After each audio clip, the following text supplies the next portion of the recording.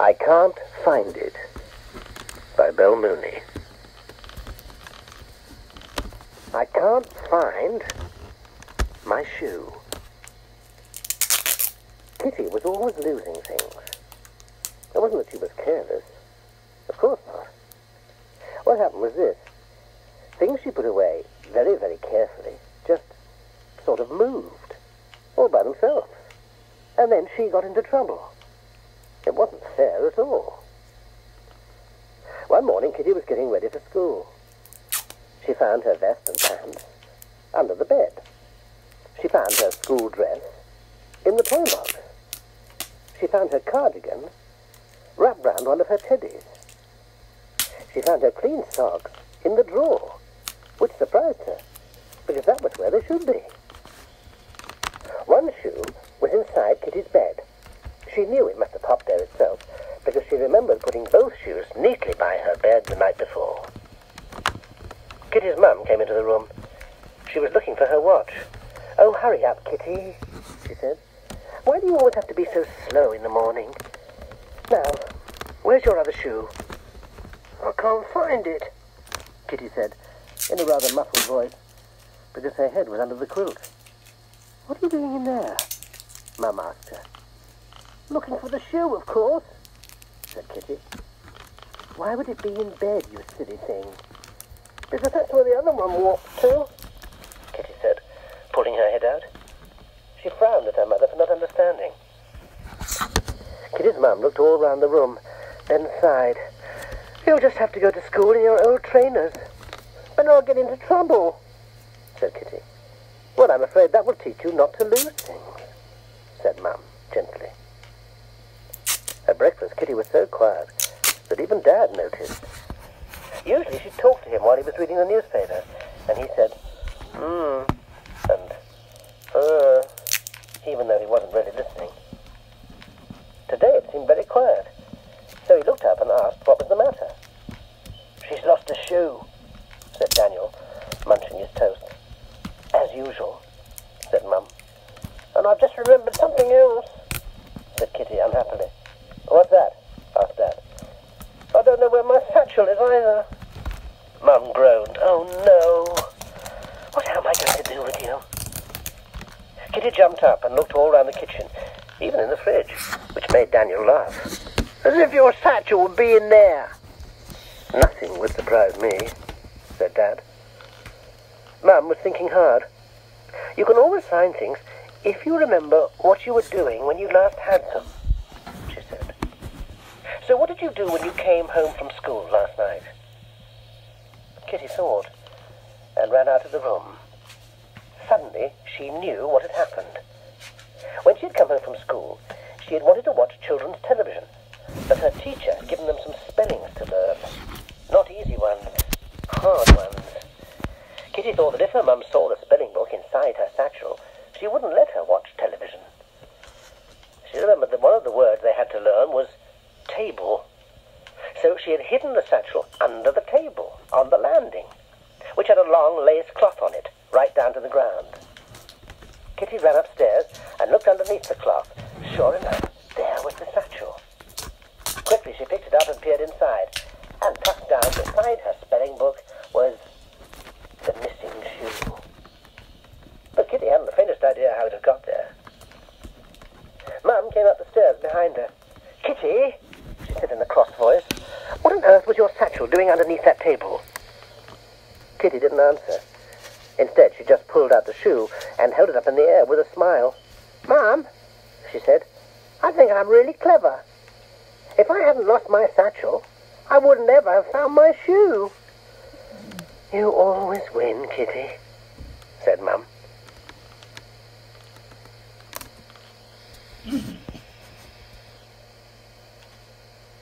I can't find my teddy.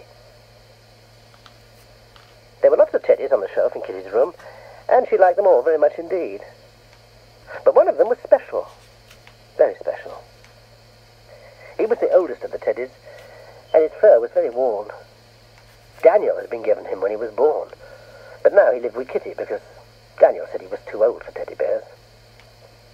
The old bear was small, with a squashy nose and 2 pink paws and sparkling brown glass eyes.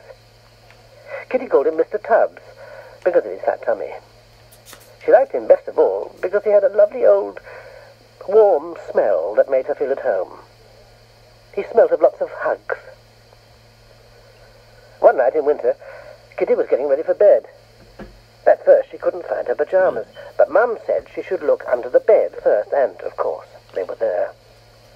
Kitty washed her face and cleaned her teeth without making too much fuss, then ran into Dan's room to say good night.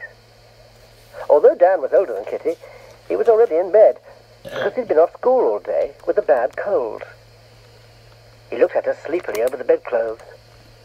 "Good night," he mumbled, sniffing. "Good night, Daniel," Kitty said. Secretly, she liked it when her brother was a bit sick. Not because she was mean, but because he seemed younger, and she could be kind to him. When Kitty was ill, Daniel was nice to her, too. Brothers and sisters are like that. Kitty went into her own room, where her mum was waiting. "Now, have you got your book, Kitty?" she asked. Kitty looked around and found the book on the floor under her desk, making a garage for a toy car. Then she jumped into bed at last. "Oh, no!" she shouted. "What's the matter?" Mum asked. "Where's Mr. Tubbs? He was in here this morning." Mum sighed. "Kitty, you're always losing things," she said. "And I thought you loved your Teddy, too." "I do love him," Kitty almost shouted. "Then why have you lost him?" asked Mum. Kitty didn't hear. She was burrowing down under the quilt like a little mole. So many things always hid themselves there. But at last, her head came out of the bottom. "He isn't in there," she said. They looked under the bed. They peered beneath the chest of drawers. They searched the cupboard. They emptied the laundry basket. And they pulled all the other soft toys off their shelf, just in case Mr. Tubbs was hiding behind them. But there was no sign of the Teddy. Just then, Dad came into the room. "What's the matter, Kit?" he asked. "I can't find my Teddy," she wailed. "Never mind, we'll find him tomorrow," Dad said. That made Kitty cross. "You know I can't sleep without him. You know I can't," she shouted. "Well, we'll just have to find him then," said Mum. When Mum had walked all over the house looking for Mr. Tubbs, and Dad had been out to the garage to see if he was in the car, and Kitty had even pulled everything out of the airing cupboard, they all met again on the landing. "Oh, no," sighed Mum, looking at the jumble of clean clothes on the floor. "Oh, no," groaned Dad, looking at his watch and remembering he was missing a good program on the television. "Oh, no," cried Kitty, thinking of poor Mr. Tubbs.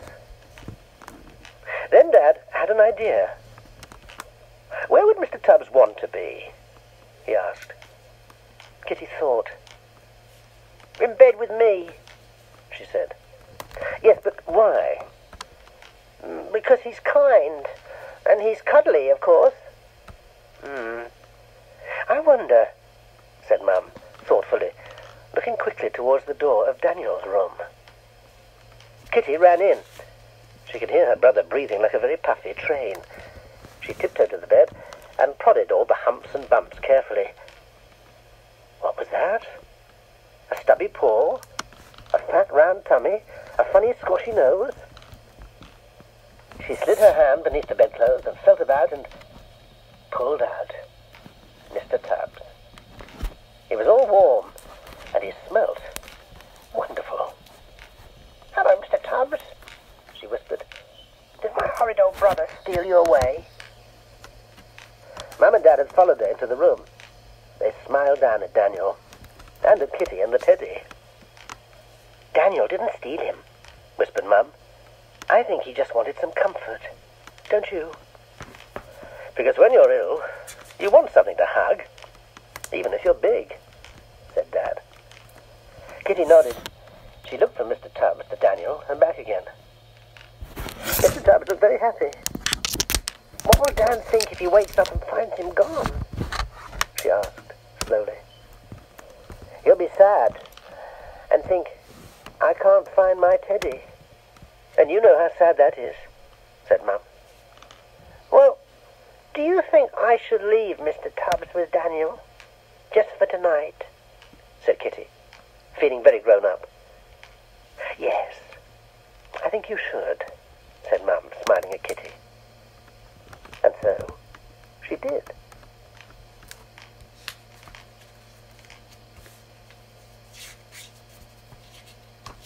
I can't find my pretty clothes. It was Saturday, Kitty's favourite day. She was looking forward to playing in her room and making a mess and running in the garden and...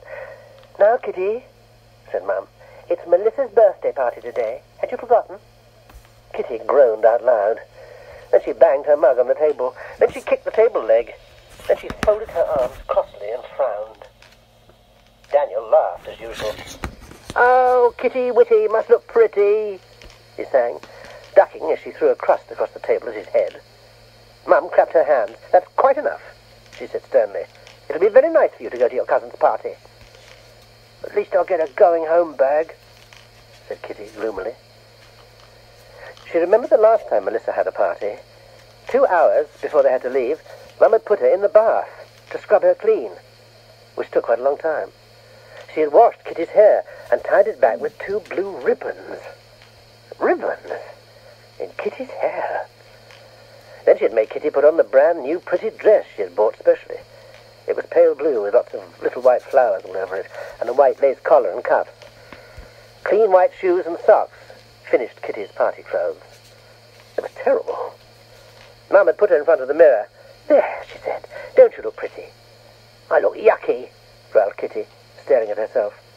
Quite right, laughed Daniel. Pretty, pretty, Kitty Witty. Oh, shut up, she had shouted. That was a year ago. So now Kitty thought for a moment and said, my dress won't fit me now. Yes, it will, said Mum. I got it out and measured it. It was a little bit big last year, so this year it's perfect.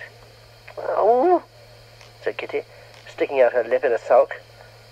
There was nothing she could do. Or was there? The day passed quickly, and it was soon time. After the bath, Mum folded Kitty in a big warm towel and said, now run into your room and bring your pretty clothes in here. The hair ribbons are on the hanger too. Kitty went into her room. Then, after a while, she called, I can't find my pretty clothes, trying to sound worried. Mum came out of the bathroom. But I know they were in your wardrobe. I saw them the other day. I didn't, said Kitty. Mum looked on the rail, then pulled open Kitty's drawers. She frowned at the mess. Where can that party dress be? She said. Oh, Mum, I don't know, said Kitty. You know I'm always losing things. She crossed her fingers behind her back and looked up at the ceiling. Just then, Dad came into the room. What's all the fuss about? He asked. Mum looked flustered. She explained and shook her head. That's the only pretty dress she's got. I'll have to ring up Susan and say she can't come to the party. Dad looked at Kitty. She stopped to smile that had started to turn up the corners of her mouth and put a sad look on her face. Oh, I don't know, he said slowly, still staring at her. I think she should go anyway, in the clothes she was wearing earlier. Mum looked at Kitty, and Kitty looked at her dirty clothes. Her jumper was covered in clay, and she had wiped her hands on her jeans, and her old trainers were brown with dried mud. It was how she'd like to look. But for Melissa's party... Right, in the car now, said Dad. Of course, Kitty's cousin Melissa always looked pretty. And for her own birthday party, she was wearing a dress that looked like a snowflake. 6 other little girls gathered behind her at the door, all wearing their best party clothes. They giggled when they saw Kitty. She felt awful. My cousin's really scruffy, said Melissa, with her nose in the air. Kitty felt even worse. After the games and the tea, and more games, it was time for Dad to come and collect her. Kitty said nothing all the way home. She didn't even look into her going-home bag to see what was there. As soon as they reached home, Kitty went upstairs. She crept into the spare her room and opened the door of the bedside cupboard. There, crumpled in a bundle, were her party dress, the blue ribbons, the white socks, and the shoes. She took them all back into her own room and put them in her wardrobe. She'd just finished when Dad came in. "Do you think you'll ever find your party clothes, Kit?" he asked. "I expect so," she mumbled, trying not to look guilty. "Well," said Dad, looking wise, "maybe you couldn't find them today, but you found something else instead, didn't you?" "What?" Kitty asked. "You found it's not very nice to look scruffy when people expect you not to, is it?" "No, Dad," said Kitty. "And maybe you'll find you won't tell fibs in the future. Am I right?" "Yes, Dad," Kitty said.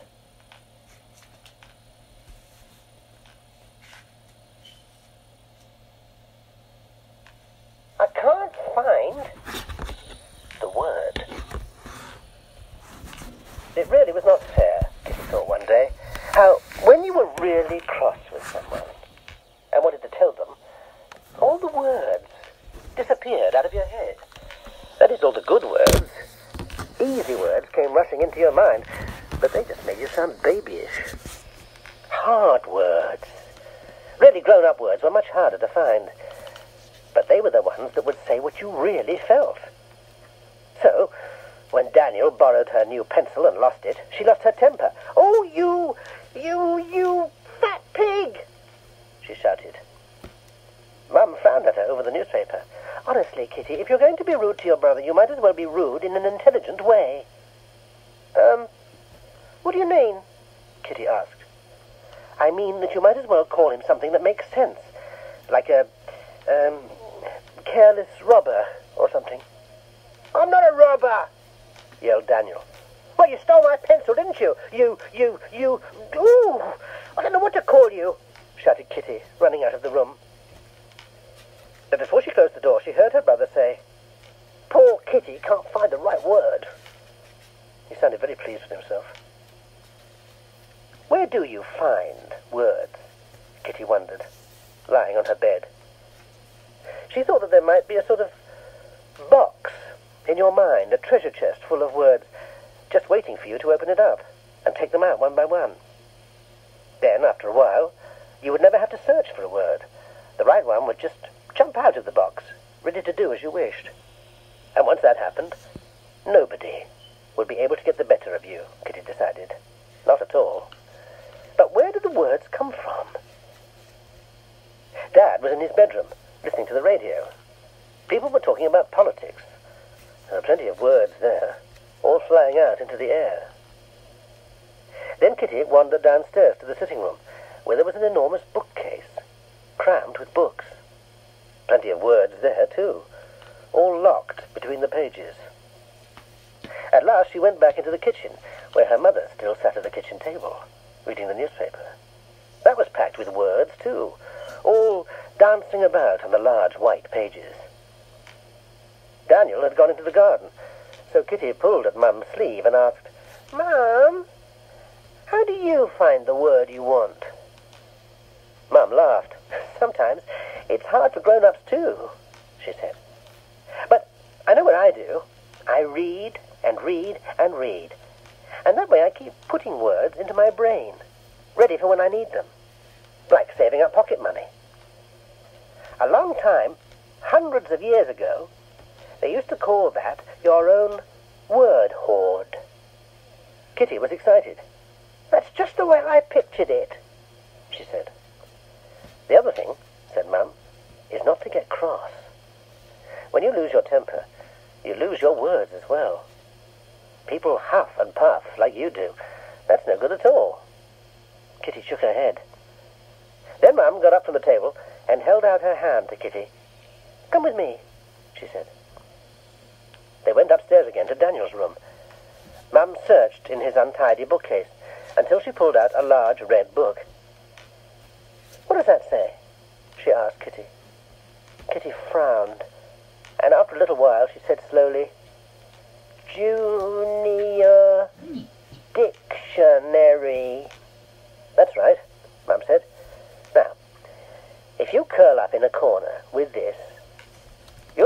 meet lots of new words, and some of them might be very useful. Kitty found it hard at first, but soon she forgot everything. It was such fun to dip into the book and read the words. Sometimes it took a little time, and find out what they meant. It was like a new game, and she loved it. That evening the family sat down together to have supper. Kitty was in a bad mood again because Daniel had wanted to watch his program on the television, and Kitty had wanted another one. They quarrelled in the sitting room, and they kicked each other under the table. Then Mum burnt her finger on the cooker, and she got cross too. "I haven't got any gravy," Kitty said, in a bossy voice. "Here, I'll pour some for you," said Mum. "I didn't want it there. I wanted it there, on the potatoes," Kitty said crossly. Mum put the jug down and looked at her. "Now just stop being so... I don't know the word for what you're being." "Aggressive," Kitty said, pleased. She folded her arms and grinned at her mother. "You're losing all your words now, Mum."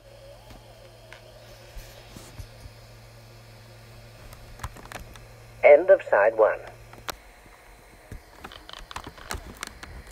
Side 2.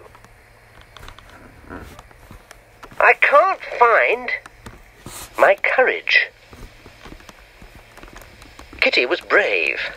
She never ever cried. Or at least, that was what she told her friends at school. Of course, we all cry when we're hurt. Even Kitty. And one Saturday, at the swimming pool, she cried a lot. This is how it happened. Kitty was a good swimmer and loved to dive into the water. Her dad always said she was like a little fish. He also told her never to play in a silly way at the swimming pool, because you can get hurt. "Look at those boys," he said. "That's what I mean." Some older boys were jumping into the water in a way that made a big splash. They called it dive bombs. It made other people rush to get out of the way. The boys laughed a lot, but Kitty's dad frowned. "They're just stupid," he said. But Kitty thought it looked fun. She watched for a while, then she stood on the edge of the pool.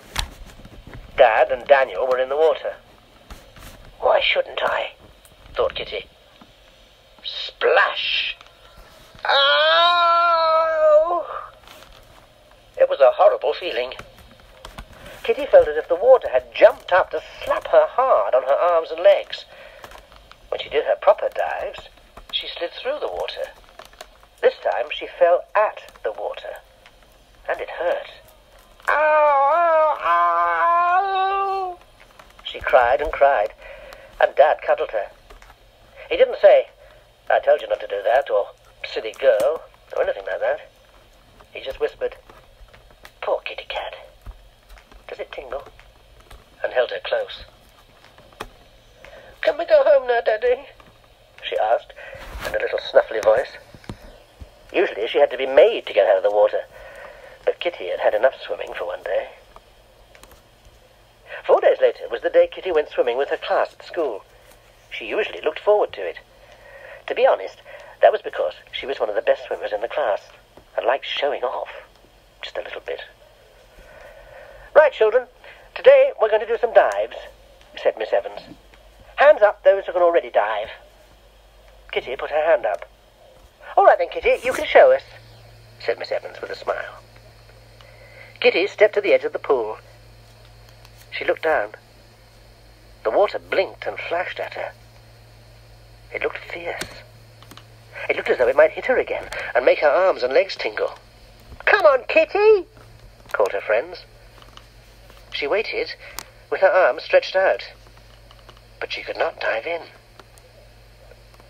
Miss Evans was jolly and kind and could see that something was wrong, so quickly she told the class to get into the water and practice their swimming. Then she came up to Kitty. "What's the matter, Kitty?" she asked. I... Kitty stammered. "Yes?" "I can't find my courage," said Kitty in a small voice. She told Miss Evans what had happened on Saturday. Miss Evans nodded. "What we say is, you've lost your nerve," she said. "So now you must find it again, Kitty." "But where do I look for it?" asked Kitty. "Where you last had it, of course," said Miss Evans. "Listen, when you fall off a horse or a bike, it's very important to get back on again, right away. On Saturday, you should have done a proper dive, as soon as you stopped hurting. That way you find your courage exactly where you lost it." "Oh," said Kitty. "So I have to look for it in there?" And she pointed to the water. "Yes," said Miss Evans, taking her hand and standing on the edge of the pool. "And I'm going to help you look. Shall we dive in together?" "I'm afraid the water will hit me again," Kitty said. Miss Evans shook her head. "It won't hurt you if you're kind to it. If you don't hit it. You see? Trust me." Kitty nodded. "Get ready," said Miss Evans, "and go when I count to 3. Kitty took a deep breath. She stretched out her arms and bent her knees and waited. 1, 2, 3. It was a lovely feeling. The cool water rushed past her ears, and in a second she was up again. Miss Evans' head bobbed next to hers. She smiled. "And how did that feel, Kitty?" she asked. Instead of answering, Kitty ducked her head forward and did something Daniel had taught her on Saturday, before her awful jump. It was a handstand underwater. She came up, shaking the water out of her eyes and laughing. "And what were you doing down there?" Miss Evans smiled. "I was finding some more courage at the bottom of the pool," Kitty panted. "So now I'll never lose it again."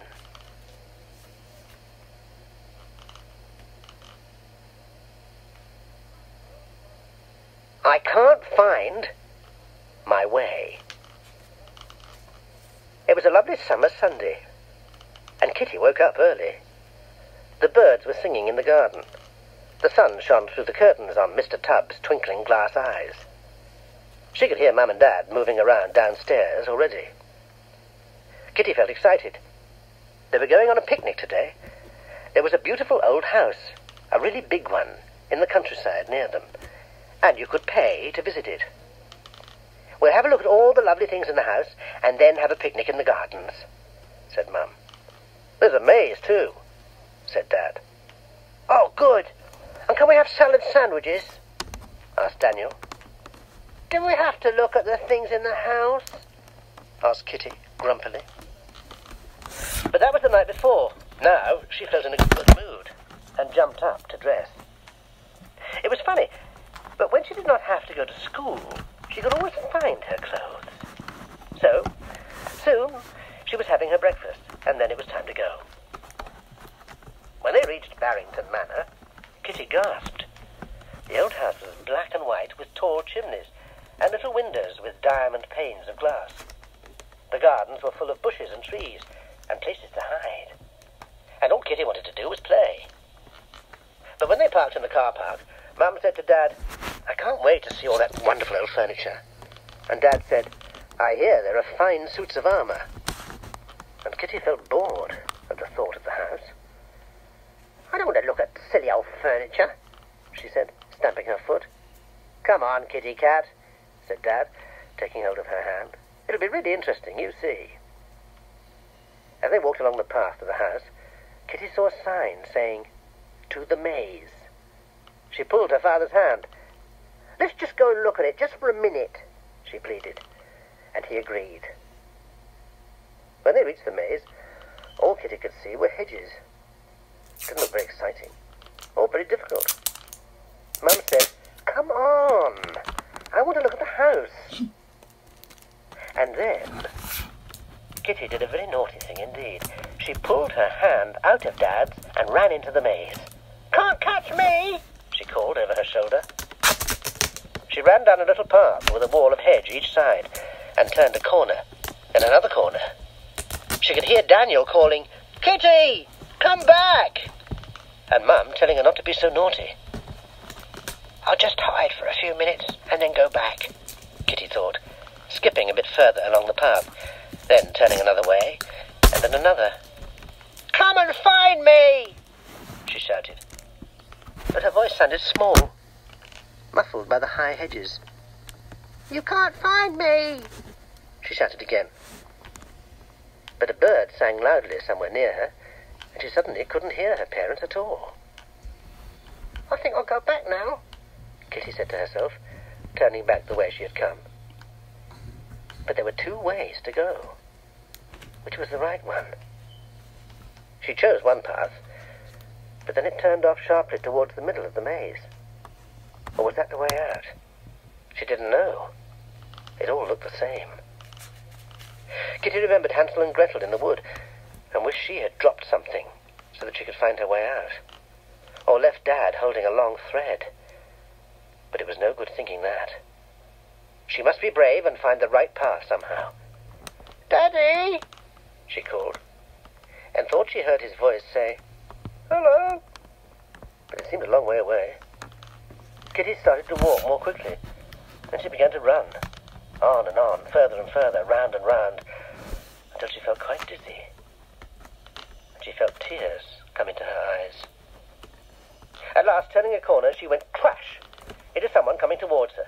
It was a young woman wearing jeans with long dark hair and a headband round it. She had a kind, sun-tanned face and was carrying a pair of garden shears. "Hello," she said, looking at Kitty's face. "What's the matter?" Kitty sniffed. "I can't find my way." The girl smiled. "Well, you're lucky. I'm Sally, one of the gardeners, and I know the way out. Come on." And she took Kitty's hand, turned her round, and started slowly to take her out of the maze. As they walked, she told Kitty wonderful stories about Barrington Manor, and how there was a friendly lady ghost who lived in the blue bedroom, and how, if you shouted in one corridor, you would hear two echoes, and how the maze was built in the days when ladies wore huge white ruffs right up to their ears, and you could see dresses like that in the house. At last, they reached the entrance where Mum and Dad and Daniel were standing, looking a bit worried. "Oh, there you are," called Mum. "Dad was just going to find someone to help us." "Well, I found someone," said Kitty, happily looking up at Sally. "I couldn't find my way, and I got a bit scared, but then I found Sally, and she's a gardener, and she works here, and she's been telling me all sorts of things, and can we go and see the house now, Mum?" Mum laughed. "Phew," she said. "Kitty, I'm amazed."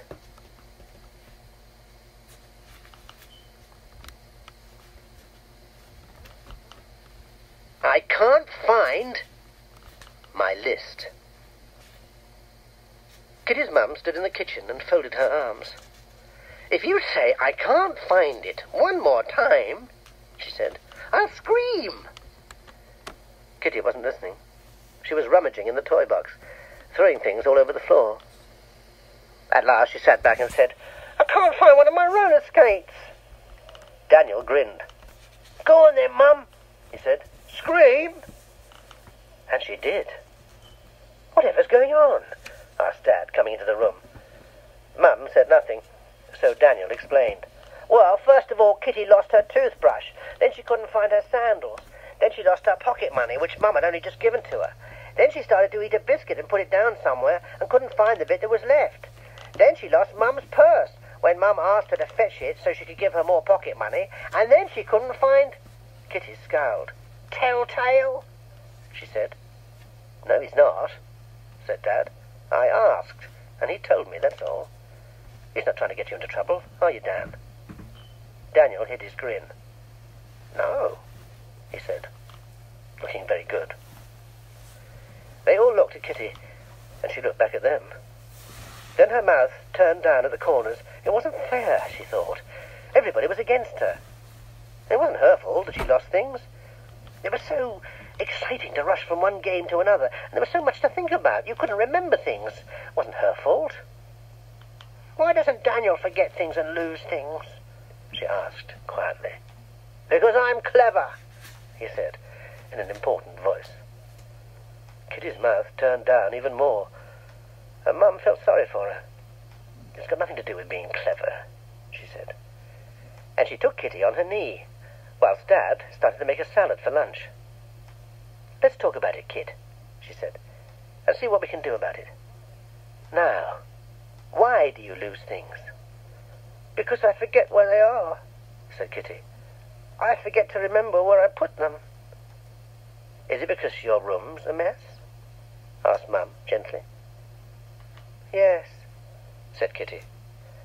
Well, I know what the answer is, said Dad, shaking lettuce leaves in the sink. Organization. What? Kitty asked. Organization, he said again. It means a tidy mind. It means a tidy room. It means making lists. What sort of lists? Asked Kitty. Well, you should have a list of all the things you need to take to school, and then you wouldn't lose them. To be truthful, Kitty couldn't quite see why this would work, but she liked the idea. It sounded fun. I'll get a notebook and pencil, she said, rushing to the sideboard. But after a few moments she came back. I can't find a pencil, she said. Right, that's it, said Mum. We'll start by having your room tidied today, so that you know that pencils are in one drawer in your desk, notebooks in another, and plasticine in another. It will make life much easier. And you can make a list of all the things and a list of everything you need to take to school, so that each night you can get them all ready, and then you won't lose things. It's a brilliant idea, said Dad. All afternoon Kitty worked. Mum came to help her. The clothes were put in the right drawers, in little piles. All Kitty's toys were sorted out on different shelves in her cupboard, and all her art stuff was arranged in the different places in her little desk. Even the teddies were put tidily on their shelf, although Mr. Tubbs didn't look as if he liked it. As she did it, Kitty made a little list in her notebook. It said things like, Monday, art club, apron in bottom drawer, and so on, except that sometimes she spelt the words wrongly. At last it was all finished. Kitty was proud of her list and showed everyone. Then she went out into the garden to play for a while. She swung on the swing, and she rode her bicycle, and she chased butterflies. Then Daniel suggested they play a game of hide-and-seek all over the house until it was time for bed. Oh, I wish it wasn't school tomorrow, said Kitty, when she had had her bath. Nonsense, said Mum, because now you're like a new girl. Now you're an organized girl, aren't you? Kitty nodded. It was true. Everything was going to be different now. Good girl, said Mum. Now you go into your bedroom and get all your things ready for me to see. And in the morning, we'll have a nice peaceful time, instead of the usual rush. Kitty went into her room. It looked horrid, she thought, all neat, like a room nobody lived in. Now, time to get everything ready. Oh, dear. She looked in the pocket of the dirty jeans she'd been wearing, and then in her jacket in the wardrobe, and then underneath the teddies, and then in her desk drawers, and then amongst her clothes. But it was nowhere to be found. After a while, Kitty's Mum and Dad came into the room. Now, look, her mother was saying. She's been such a good... Oh, no. The room looked as if a whirlwind had swept it up into the air and then dropped it again. Kitty was kneeling and rummaging in the bottom of her wardrobe. She stuck her head out cheerfully and said, Guess what? I can't find my list. That must make it a lost list. Oh, Kitty, was all they could say.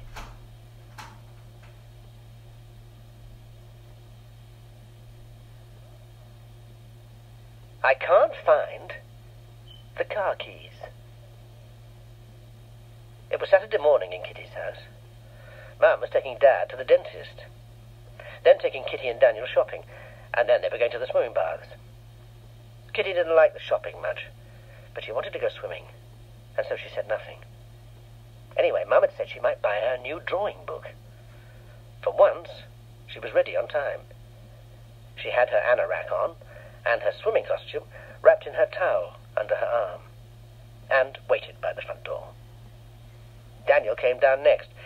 He looked surprised to see Kitty there before him, and stood with her. Where's Mum? Asked Kitty. Getting ready, said Dan. You know how long she takes. Dad came out of the sitting room and stood with them. After a while he looked at his watch and shouted up the stairs, Hurry up, love. The children are all ready. After a while, Kitty's mum came running down the stairs looking worried. She went into the kitchen and came out. She went into the sitting room and came out. Then she went upstairs again. "What are you looking for?" asked Dad. "I can't find the car keys," she called. Dad groaned. "Oh, no," he said. "I'll be late for my appointment." Kitty's mum came down again and emptied her handbag on the hall table. Kitty stared. It was such a messy pile of papers and tissues and bottles of scent and makeup and bus tickets and pens and pencils and half-finished rolls of sweets. "Yuck," said Kitty. "Messy mum," grinned Daniel. "That's not helpful," she said crossly. Dad searched behind all the cushions in the sitting room and looked on the mantelpiece. Daniel walked up and down the garden path to see if she might have dropped them. Mum ran all over the house, getting more and more bad-tempered. "Oh, where can they be?" she said. Now, Dad was a bit cross, too. "Can't you remember where you had them last?"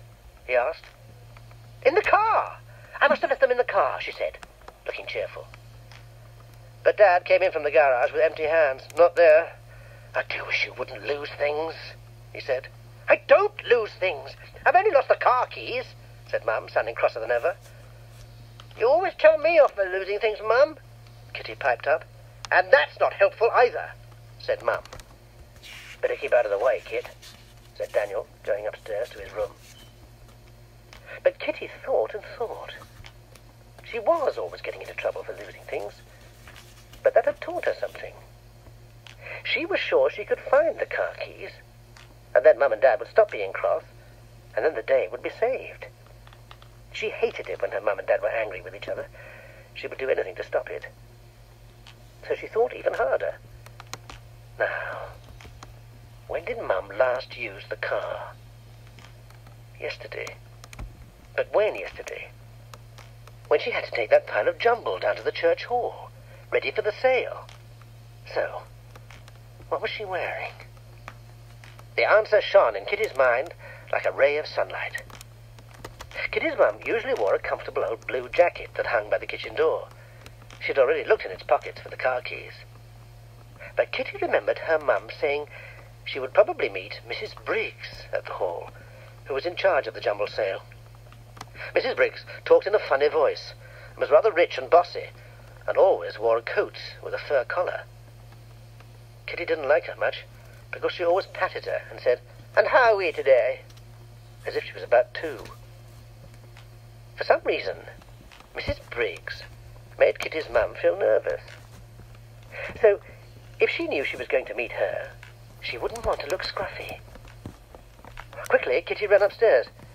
She went into her parents' bedroom and pulled open the wardrobe door. There was Mum's new purple coat on its hanger, looking funny with its padded shoulders. Kitty put her hand in one pocket. There was nothing there. Then in the other pocket. And of course, there was a jingling sound. When she came downstairs, Dad was standing by the phone. "It's no good," he was saying. "I'll just have to ring up and tell the dentist I'm not coming." "Oh, I'm sorry, dear," said Kitty's mum unhappily. "No, you won't," called Kitty, coming down the stairs like someone in a play and holding the car keys above her head. "Just look what I've found." Dad picked her up and swung her about, just as he used to do when she was very small. Then, when she was on the ground again, Mum knelt down to give her a hug. "Kitty, you're such a clever girl. How did you know where to look?" Kitty explained. "You always tell me to remember what I was doing when I last had the things I lost, don't you, Mum?" she said. Mum nodded. "But I still don't know how you thought of looking in my best coat," she said slowly. Dad winked at Kitty. "That's easy," he said. "Your daughter knows you. She knows you're a bit afraid of posh people, and a bit proud yourself. I tell you what, Kitty's found more than the car keys. She's found you out." The end.